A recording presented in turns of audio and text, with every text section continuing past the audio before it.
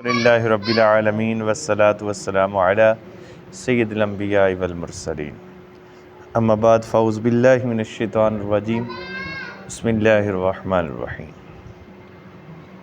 سب سے زیادہ جو پریشان لوگ نظر آتے ہیں نا، رزق کی وجہ سے، کاروبار کی وجہ سے، اور قرضہ چڑھ جائے تو وہ ساری رات ان کو نیند نہیں آتی۔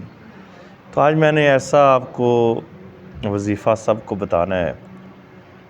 جو بندہ چاہتا ہے نا کہ دنیا اس پہ تنگ ہو گئی ہے اور مال ختم ہو گیا ہے، قرضہ چڑھ گیا ہے، دولت نہیں آتی، کاروبار نہیں صحیح چلتا، کاروباری نظام ختم ہو گیا۔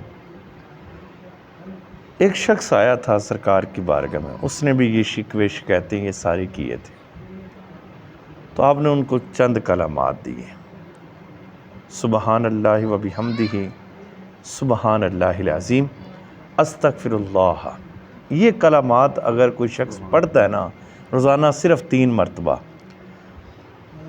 دکان بند ہے، کاروبار ٹھپ ہو گیا ہے، نظام ختم ہو گیا ہے، بندے بے بس ہو گئے ہیں، معاملات قرضہ چڑھ گئے ہیں، تو ان کلمات سے آپ اپنا کاروبار کو عروج پہ لے جانا چاہتے ہیں، یہ پڑھیں۔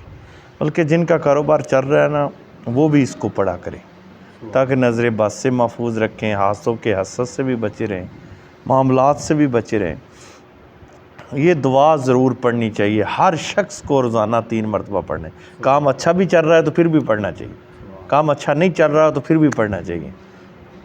سبحان اللہ و بحمدہ، سبحان اللہ العظیم، استغفر اللہ۔